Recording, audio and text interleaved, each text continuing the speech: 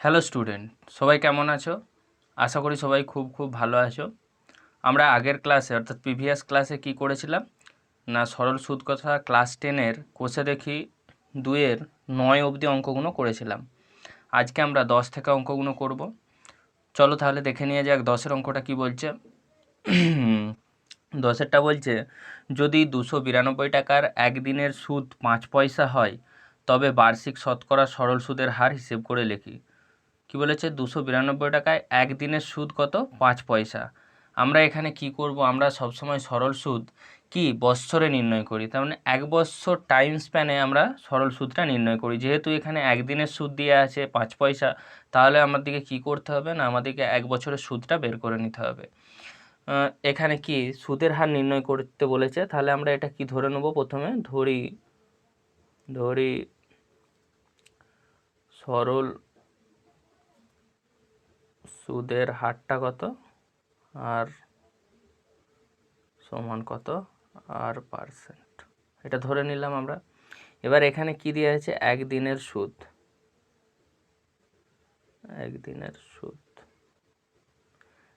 সুদ সমান কত, 5 পয়সা সমান কত, 5/100 কি 5/100 টাকা, এটা আমরা লিখতে পারি। তাহলে 1 বৎসর যদি সুদটা বের করতে চাই, তাহলে 1 বৎসর সমান কত দিন, 365 দিনের সুদটা বের করতে হবে। তাহলে 365 দিনের সুদটা কত, সুদটা হবে 5/100 ইন্টু 100 টাকা। এটাই হচ্ছে তোমার সরল সুদের পরিমাণ। অতএব তাহলে এখানে কি সুদের পরিমাণটা কত, সুদের পরিমাণ যদি আমরা আই বলি, সুদের পরিমাণ আই সমান কত, 5/100, সরি এটা 365 হবে, 100 করে দিয়েছি, এটা হচ্ছে 365, তার মানে 365 টাকা। এটা কি ছিল, একদিনের সুদ 5 পয়সা, তাহলে 365 দিন সমান কি 1 বছর, তাহলে 1 বছরের সুদটা হচ্ছে 5/100 ইন্টু 365 টাকা। তাহলে সুদের পরিমাণ আয় সমান কত, 5/100 ইন্টু 365 টাকা। এখন এখানে কি, এখানে আসলটা কত, আসল পি সমান কত, পি সমান হচ্ছে 292 টাকা, ঠিক তো? তাহলে আসল পি সমান 292 টাকা। সময়টা কত, সময়টা কি আমরা 1 বছর হিসেবে ধরছি, সময় টি সমান 1 বছর। তাহলে আমরা কি জানি, আমরা জানি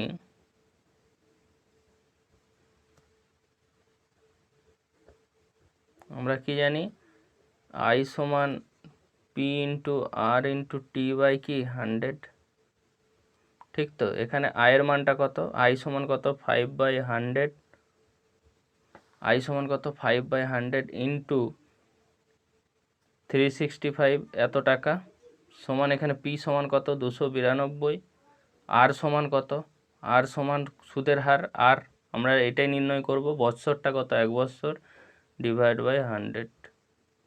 তাহলে এই 100 কেটে দাও, কাটাকুটি হয়ে গেল 92, বা আর সমান কত 5 ইন্টু 365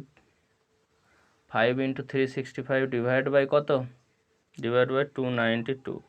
এটা দেখো 73 দিয়ে কাটবে, 73 দিয়ে যদি এটাকে কাটা হয় 5, 3 5 15, 5 7 35, 1 36, এইটা 4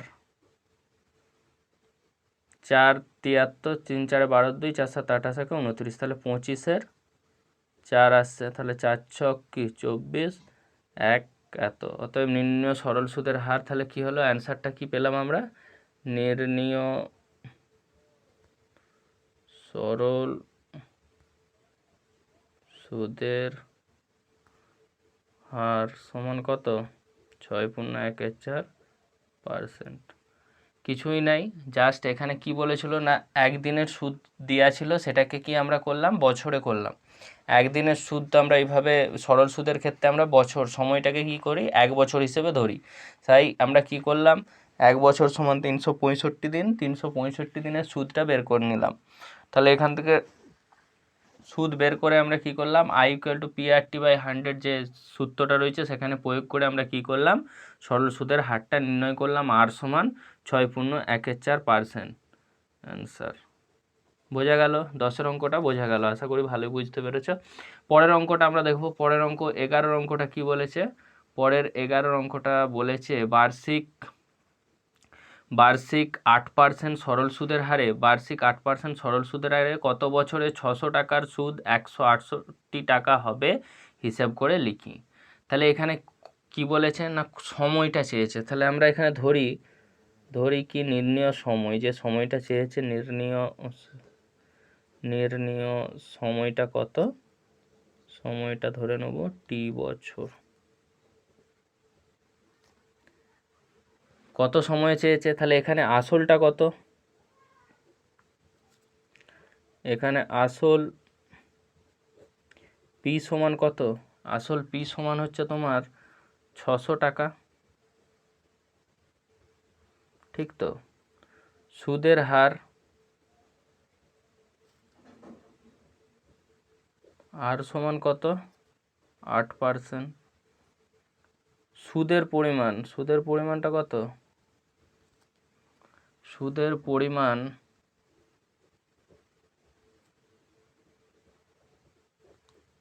আই সমান কত, 168 টাকা, ঠিক। তাহলে এখন আমরা জানি কি জানি, আমরা জানি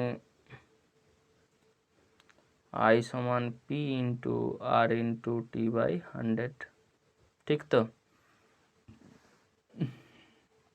তাহলে এখানে আয়ের মান কত, আইটা আছে 168, পিটা হচ্ছে 600 টাকা, আরটা বের করতে, আটটার মান দেওয়া আছে 8%, টিটা আমাদেরকে বের করতে হবে, /100। 0 0 কাটো, 0 0 কেটে গেল, 8 দিয়ে এটা কাটবে, 8 2 16, 1 8 8। তাহলে বা টি সমান কি পাচ্ছি, টি সমান হচ্ছে 21/6 সমান 7/2, 7/2, 21/7 সমান কি 7/2 সমান এটা কি 3 2 6, 1/2। তাহলে 3 পূর্ণ 1/2 পেলাম আমরা। তাহলে এখানে কি পেলাম আমরা, টিটা সমান 21/6 7/2 সমান 3 পূর্ণ 1/2। তাহলে নির্ণীয় সময়টা কি পেয়ে গেলাম, নির্ণীয় সময় সমান 3 পূর্ণ 1/2 বছর অ্যান্সারটা। তাহলে কত বছরে বার্ষিক 8% সরল সুদের হারে 600 টাকার সুদ 168 টাকা হবে সেটাই করলাম। এখানে সময়টা আমরা টি ধরে নিয়েছিলাম, তাহলে সময়টি ধরেছিলাম আসল কত 600 টাকা, সুদের হার কত 8%, সুদের পরিমাণটা 168 টাকা। ওইখানে আই ইকুয়াল টু PRT/100 আমরা ডেটাগুলো বসিয়ে কি করলাম, যে মানগুলো ছিল সেগুলো বসিয়ে কি পেলাম, টি এর মানটা পেলাম, টিটা কত বেরোলো 7/2, 7/2 3 পূর্ণ 1/2। তাহলে নির্ণীয় সময়টা আমরা কত পেলাম, 3.5 বৎসর। 3.5 বৎসরে 600 টাকার 8% সরল সুদের হারে সুদ হবে 168 টাকা। চলো, এইগুলো খুবই সোজা অঙ্ক, শুধু ডেটাগুলো বের করে জাস্ট সূত্রতে প্রয়োগ করে আমরা কি করছি, অঙ্কের অ্যান্সারগুলো বের করে ফেলছি। চলো পরের অঙ্কটা দেখা যাক। 11-র পর 12-র অঙ্কটা আমরা দেখব। 12-র অঙ্কটা কি বলেছে, 12-র অঙ্কটা কি বলেছে একটু দেখে নেওয়া যাক ভালো করে। যদি বার্ষিক 10% সরল সুদে 800 টাকা ব্যাংকে জমা দিয়ে সুদে আসলে 1200 টাকা ফেরত পায়, তবে ওই টাকা কত সময়ের জন্য ব্যাংকে জমা ছিল হিসেব করে লিখি। এখানে সুদের হার কত 10%, আসলটা কত 800 টাকা, ব্যাংকে জমা দিয়ে সুদ আসল অর্থাৎ সব বৃদ্ধিমূল কত, সুদ প্লাস আসল সমান 1200 টাকা পেয়েছে। তাহলে এখানে আমরা কি মনে করি, ওই টাকা বা ধরি ওই টাকা কি ব্যাংকে টি বছর সময়ের জন্য জমা ছিল, ঠিক আছে। তাহলে এখানে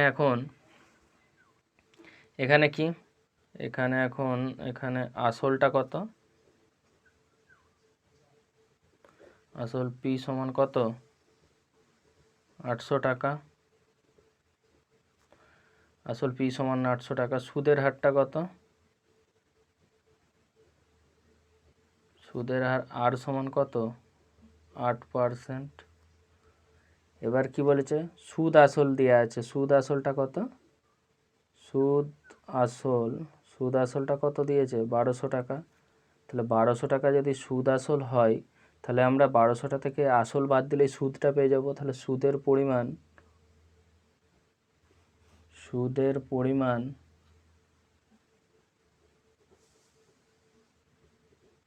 পরিমাণ আই সমান কত, তাহলে 1200 থেকে কি করব সুদ আসল থেকে আসলটা বিয়োগ করলে কত হবে, সেটাই হচ্ছে সুদ। তাহলে 1200, 12 তাহলে 400 টাকা। তাহলে সুদের পরিমাণটা কি পেয়ে গেলাম আমরা 400 টাকা, কারণ হচ্ছে এটা তো সুদ আসল থেকে আসলটা বিয়োগ করলে আমরা সুদটা পেয়ে যাব, কোনো ব্যাপার নেই। এবার আমরা কি করব, আমরা জানি সূত্রটা কি জানি, আমরা জানি আই সমান P into R into T by 100। তাহলে এখানে আইটা কত পেলাম আমরা 400, আইটা পেলাম 400, পিটা কত দেওয়া আছে 800, আটটা কত 8%, সময়টা কত, সময়টা আমাদেরকে বের করতে হবে,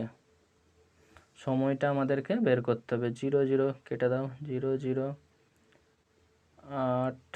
8% সুদের হারটা 8%, এটা 10%, সরি এখানে এটা হচ্ছে সুদের হারটা দেওয়া আছে 10%, এটা ভুল হয়ে গেছে, এটা হচ্ছে 10%। তাহলে এখানে 10, সুদের হার কত, একটু ওভারলুপিং হয়ে গিয়েছিল। তাহলে সুদের হারটা কত 10%, 8% নয়, সুদের হারটা হচ্ছে 10%। তাহলে 10% হলে এখানে শূন্য কাটো, এটা শূন্য কাটো, 5, 8 দিয়ে ভাগ করলে 5।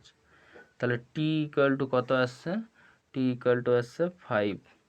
অতএব ওই টাকা কি, ওই টাকা হচ্ছে 5 বছরের জন্য কি ব্যাংকে জমা ছিল।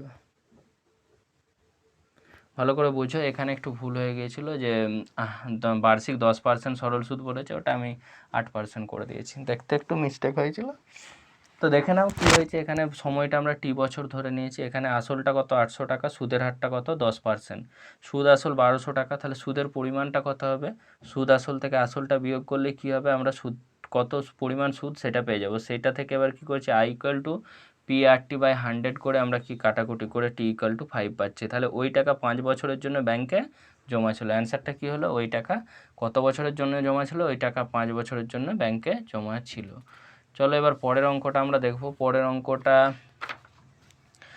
অঙ্কটা কি বলেছে, 13 অঙ্কটা বলেছে, একটু ভালো করে দেখে নাও, অঙ্কটা খুব কিন্তু ইম্পর্টেন্ট অঙ্ক আছে। কোনো মূলধন একই বার্ষিক শতকরা সরল সুদের হারে 7 বছরের সুদ আসল 7100 টাকা, 4 বছরের সুদ আসলে 6200 টাকা হলে মূলধন ও বার্ষিক শতকরা সরল সুদের হার নির্ণয় করবে। এখানে 7 বছরের সুদে আসলে 7100 টাকা বলতে কি বোঝাচ্ছে না, আসল প্লাস 7 বছরের সুদটা মিলে হচ্ছে 7100 টাকা। 4 বছরের সুদ আসল বলতে আসল প্লাস 4 বছরের সুদ মিলে হচ্ছে 6200 টাকা। তাহলে এখান থেকে আমরা একটা ট্রিক্স প্রয়োগ করব, যে আসল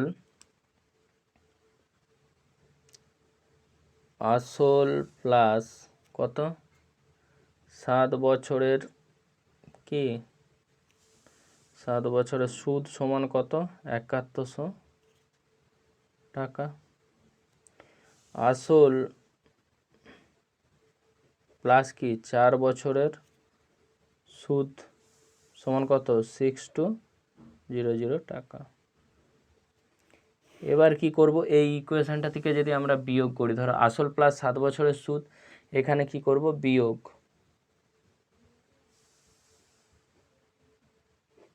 করে কি পাবো, এটা আসল কেটে গেল, তাহলে 3 বছরের সুদটা পাবো, কি পাবো না 3 বছরের সুদটা পাবো। আসল প্লাস 7 বছরের সুদ, আসল প্লাস 4 বছরের সুদ, আসল কেটে গেল, তাহলে 7 থেকে 4 বিয়োগ করলে 3 বছরের সুদ ইকুয়াল টু এটা বিয়োগ করলে কত আসবে 9 আর 2 11, তাহলে 900 টাকা। তাহলে 3 বছরের সুদ পেয়ে গেলাম 900 টাকা। তাহলে 1 বছরের সুদটা কত, সুদ কত? 300 টাকা হবে। আর এইখান থেকে আমি যদি 7 বছরের সুদটা বের করে নিই, এখান থেকে যদি আমি 7 বছরের সুদটা বের করি তাহলে কত হবে? 1 বছরের সুদ 300 টাকা হলে 3 7 2100 মানে 300 ইন্টু 7 সমান কি 2100 টাকা।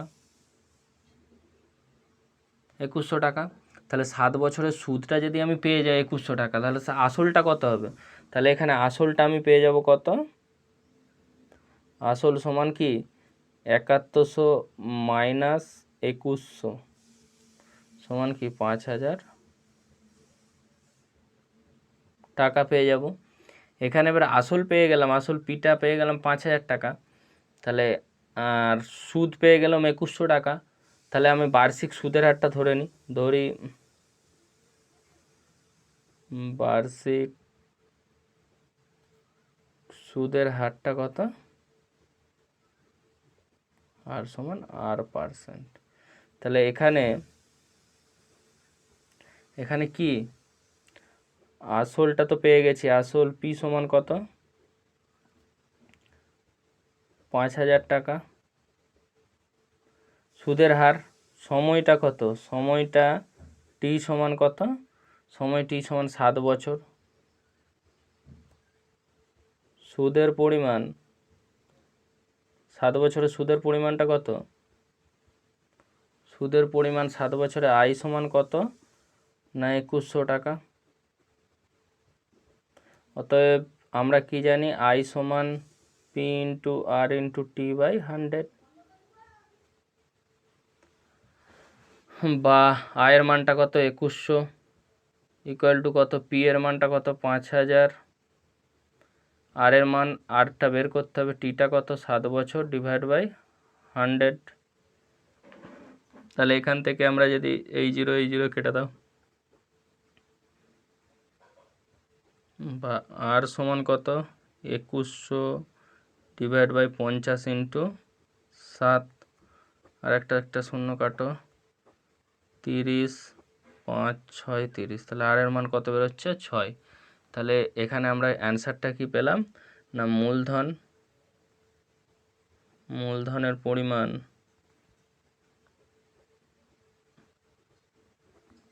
অতএব মূলধনের পরিমাণ কত?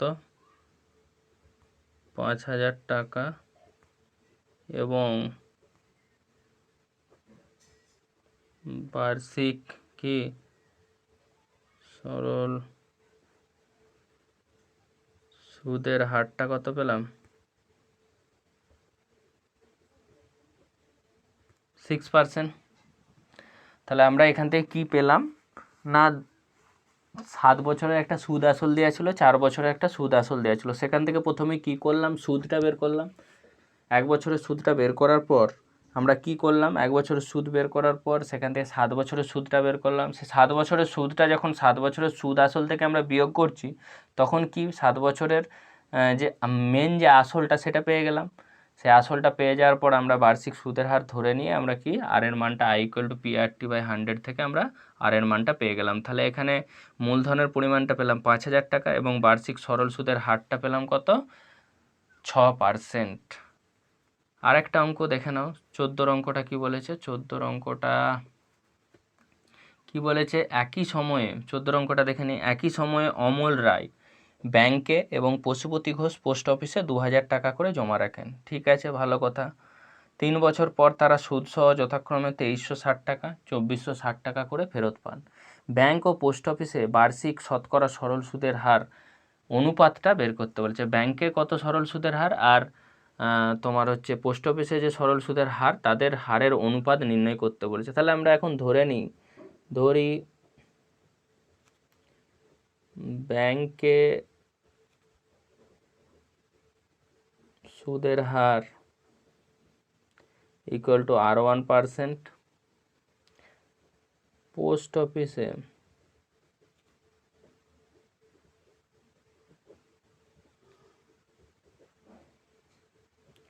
সুদের হার ইকুয়াল টু R2%।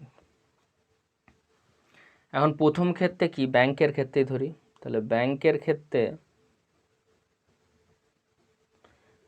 ক্ষেত্রে কি? আসল তো দু জায়গায় একই আসল দিচ্ছে, পি সমান কি 2000 টাকা। সুদের হার তো R%, সুদের হার কত? সুদের হার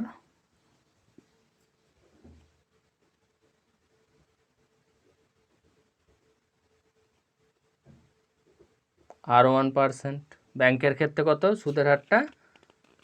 R1%। ব্যাংকের ক্ষেত্রে সুদের হার কত? R1%। তাহলে ব্যাংকের ক্ষেত্রে সুদের হার R1%। এবার এখানে সুদ আসল, ব্যাংকের ক্ষেত্রে সুদ আসল কত পাচ্ছে? সুদ আসল পাচ্ছে কত? 2360 টাকা। তাহলে সুদ আসল থেকে আসলটা বিয়োগ করলে তো আমরা সুদের পরিমাণটা পেয়ে যাব। তাহলে এখান থেকে সুদের পরিমাণ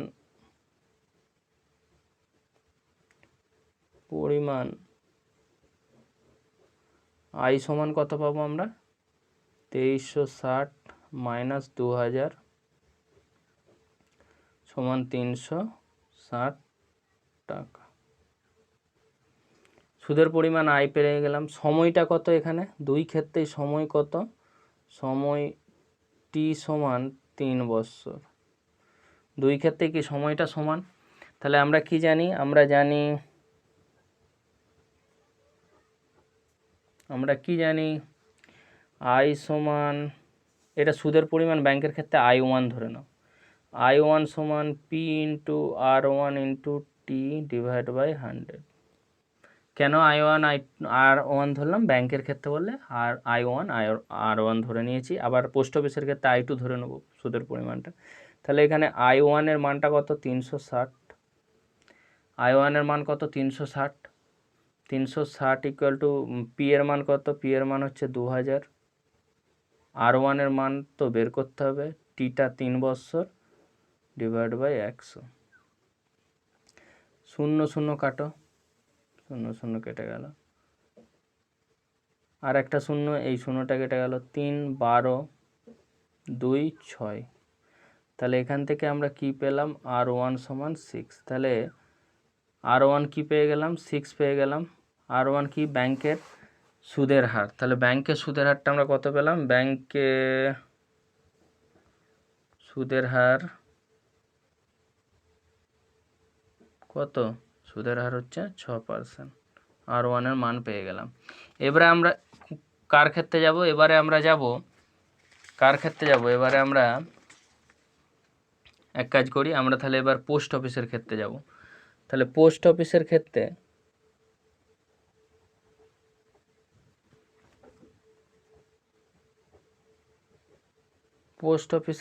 কি ব্যাপার দেখে নেওয়া যাক। পোস্ট অফিসের ক্ষেত্রে কি আসলটা কি? পি সমান 2000 টাকায়। সুদের হারটা কত?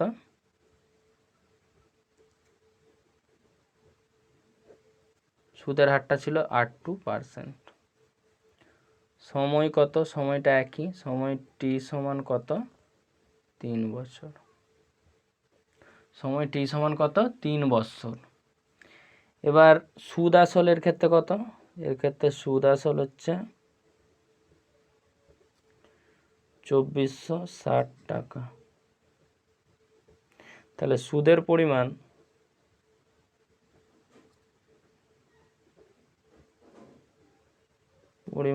I2 সমান কি? 2460 মাইনাস 2000 সমান কত? 460 টাকা।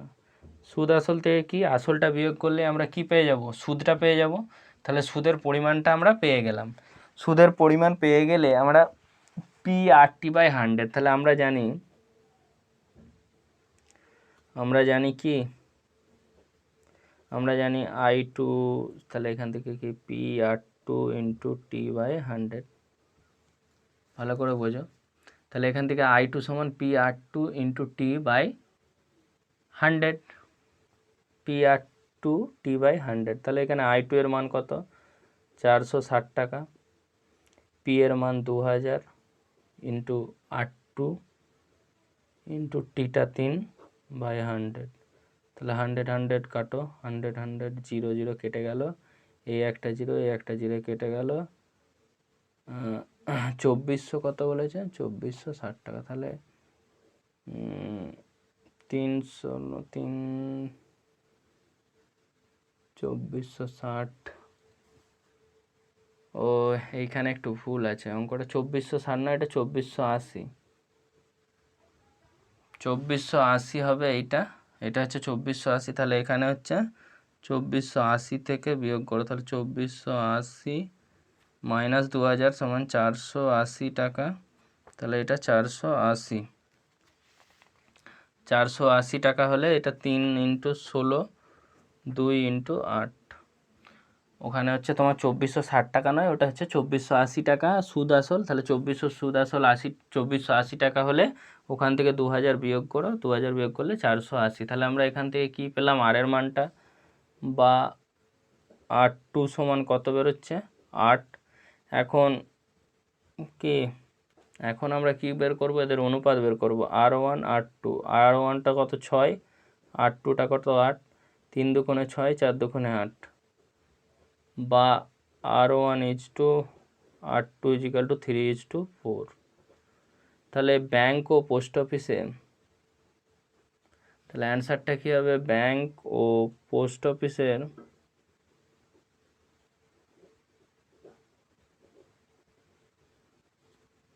বার্ষিক সুদের হারের অনুপাতটা কি, 3:4, এটা হচ্ছে অ্যান্সার। এখানে একটা জায়গায় একটু ভুল হয়েছিল, এটা 2460 নয়, ওটা 2480, অঙ্কটা টোকার ক্ষেত্রে ভুল হয়েছিল। তো আশা করি সবাই অঙ্কগুলো বুঝতে পারছো। 13, 14 অঙ্ক দুটো কিন্তু খুব ইম্পর্টেন্ট অঙ্ক, 13 আর 14, এই দুটো অঙ্ক ভালো করে করতে হবে। 14 অঙ্কটা আর একবার দেখে নাও, দুটো ব্যাংকের ক্ষেত্রে কি করছি না, দুটো ব্যাংকের ক্ষেত্রে ওই যে একটা হচ্ছে ব্যাংক আর একটা পোস্ট অফিসের, দুটোর কি করেছি, দুটোর হচ্ছে সুদের হারটা নির্ণয় করেছি, সুদের হারটা নির্ণয় করে দুই ক্ষেত্রেই সুদের হার নির্ণয় করা, তাদের অনুপাতটা বের করেছি, তাহলে সুদের হার নির্ণয় করা হয়েছে, করে অনুপাত বের করা হয়েছে। এখানে একটু ভুল হয়েছিল, 2480 টাকা হবে, ওটা 2460 লেখা হয়েছিল, সেই জন্য এখানে একটু প্রবলেম হচ্ছিল। তারপর আমরা অঙ্কটা কাটাকুটি করে আমরা অঙ্কটা পেয়েছি, R2টা 8 বেরিয়েছে। এখন R1 / R2 করে কি পেয়েছি, 6 এর 8, 3/4, তাহলে R1 R2 = 3:4, তাহলে আমরা 14 অবধি অঙ্কগুলো করে ফেললাম, 10, 11, 12, 13, 14, 5টা অঙ্ক করলাম। পরের ক্লাসে আমরা আরও যে অঙ্কগুলো রয়েছে সেইগুলো নিয়ে আলোচনা করব। আজকে আমরা 14 অবধি অঙ্কগুলো করব। আর যদি কোনো কারো কিছু প্রবলেম অবশ্যই যদি হয়ে থাকে, অবশ্যই আমাদের চ্যানেলের কমেন্ট সেকশানে গিয়ে অবশ্যই তোমরা কমেন্ট করো, তোমাদের সমস্যা নিয়ে আমরা অবশ্যই আলোচনা করব। আর আগের যে অঙ্কগুলো আমরা করেছি, আগের প্লেলিস্ট থেকে তোমরা সরল সুদ করা স্যার আগের 9 অবধি অঙ্কগুলো অবশ্যই দেখে নিও, এবং বারবার দেখো অঙ্ক, বারবার দেখো এবং প্র্যাকটিস করো। অঙ্ক প্র্যাকটিস করলে তবেই তুমি অঙ্কের ঠিকঠাক জায়গায় যেতে পারবে। প্র্যাকটিসটাই মেন, যে এইগুলো বুঝতে না পারলে আবার দেখো, আবার দেখার পর যদি না বুঝতে পারো, যদি সমস্যা হয়, অবশ্যই তোমরা আমার চ্যানেলে গিয়ে নক করবে এবং আমরা সেই সমস্যা নিয়ে অবশ্যই আলোচনা করব। আজকে আমাদের এই পর্যন্তই থাক 14 অবধি অঙ্কগুলো। পরের ক্লাসে আমরা 14-র পর থেকে যে অঙ্কগুলো রয়েছে সেইগুলো নিয়ে আলোচনা করব। আশা করি সবাই ভালোই আছো। Thank you.